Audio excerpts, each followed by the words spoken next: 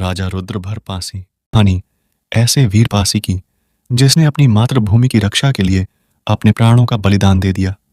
कहानी उस योद्धा की जिसकी वीरता से रणभूमि भी दहल उठी। बात है 11वीं सदी की एक पासी जिसने अयोध्या क्षेत्र में रुदौली की स्थापना की और रुदौली को अपनी राजधानी बनाया। एक खुशहाल राज्य रुदौली, जहां के राजा एक युवा सुडौल कदकाठी के सूरजमुखी की फूल की तरह गोल बनावट का मुख, एक वीर आभा। राजा रुद्रभर पासी। राजा रुद्रभर पासी शिव के उपासक थे। राजा रुद्रपासी किसी खुशी के अवसर पर कुलदेवी और कुलदेवता को सुअर की बलि देते थे और सभी पासी मिलकर सुअर को प्रसाद के रूप में बनाकर खाते थे। आज भी ये परंपरा पासियों में है। उस समय रुदौली एक प्रसिद्ध शहर था और बहुत ही प्रगतिशील था। स्त्री हो या पुरुष, सभी को शिक्षा दी जाती थी। उन्नत क्षेत्र रुदौली प्रगति पर था।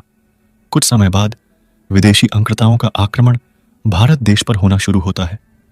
तुर्क का आक्रमण रुदौली की ओर होता है, जिसमें लाखों की फौज थी। खबर पहले से ही मिल चुकी थी, सभी सर्तक थे।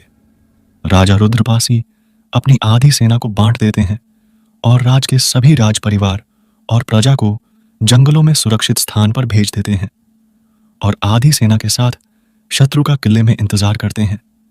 जैसे जैसे शत्रु की कुछ हजार लश्कर 10 कोस के दायरे में आते हैं तो रुद्रपासी शत्रु पर आक्रमण कर देते हैं। इन जंगों में राजा रुद्रपासी को विजय मिलती है। अब विदेशी अंकृताओं ने बड़ी फौज के साथ आक्रमण करने की योजना बनाई। राजा रुद्रभर पासी युद्ध के लिए तैयार हो जाते हैं।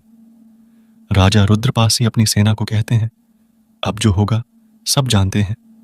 रणभूमि में ऐसे लड़ो जैसे तूफान आसपास आने वाले सभी चीजों को नष्ट भ्रष्ट कर देता है। हम वो पासी हैं जिनकी तलवारों की चमक से रोशन ये जहां है। हम लड़ेंगे अपने देश, अपने धर्म व अपनों के लिए। जो देश के लिए मरता वो मरकर भी अमर हो जाता है। आने वाली पीढ़ियां ये सीख लेंगी कि पासी अपने कौम के लिए मौत से भी लड़ सकते हैं। ये अवध हम पासियों का है। ये हमारी मिट्टी है।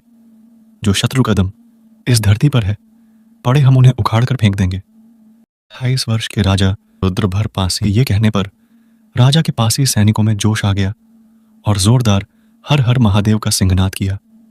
अंततः युद्ध भूमि में दोनों सेनाएं आमने सामने आ जाती हैं। एक तरफ लाखों के करीब फौज और एक तरफ चंद हजार सिपाही। राजा रुद्रपासी शत्रु को ज्यादा से ज्यादा नुकसान पहुंचाना चाहते थे। उन्होंने तीरों पर जहर लगाकर शत्रु के ऊपर बरसाए। पासी तीर चलाने में निपुण थे। इस वार से शत्रु सेना में हड़बड़ी मच गई। अब बारी तलवार और भालेधारी सैनिकों की थी। एक ढाल की तरह भालेधारी सैनिकों ने अपने आप को आगे किया और भाले को आगे कर कर एक कवच बना लिया। जैसे ही शत्रु के घोड़े दल और पैदल दल आए तो भाले को आगे पीछे करके जबरदस्त हमला कर दिया, जिससे शत्रु लहूलुहान हो गए। अब पीछे से तलवारधारी पासियों ने हमला किया। दोनों तरफ से हमले के कारण शत्रु तितर बितर हो गए और तीरों से हमला करना शुरू कर दिया। कई पासी वीर वीर गति हुए। राजा रुद्रभर पासी ने अपने तीरंदाज सैनिकों को कहा, शत्रु के तीरंदाजों पर निशाना लगाओ। शत्रु के तीरंदाजों को खत्म करने के बाद आगे बढ़कर राजा रुद्रपासी ने अपने सैनिकों के साथ आक्रमण कर दिया। उनकी तलवार रणभूमि में इस प्रकार चल रही थी जैसे समुद्र में चक्रवात चल रहा हो। कुछ शत्रु तीरों से राजा जी भी घायल हो गए, पर घायल शेर की तरह लड़ते रहे।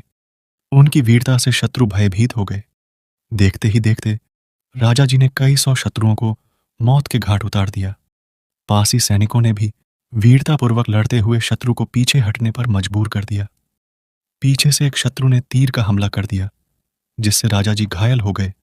लाखों के आगे बस कुछ हजार कहां तक टेकते, पर फिर भी पीछे हटने पर मजबूर कर दिया और शत्रु सैनिक पीछे हट गए। वो युद्ध तो राजा जी जीत गए, पर जिंदगी की जंग हार गए और वीर गति को प्राप्त हुए। मात्र 28 वर्ष की आयु में उन्होंने देश के लिए बलिदान दिया, पर उनका बलिदान विफल नहीं गया। शत्रु फौज डरकर पीछे वापस चली गई और सोहल दल सुहेलदेव पासी की सेना ने सभी अंकृताओं को खत्म कर दिया। दोस्तों, वीडियो ज्यादा से ज्यादा शेयर करें।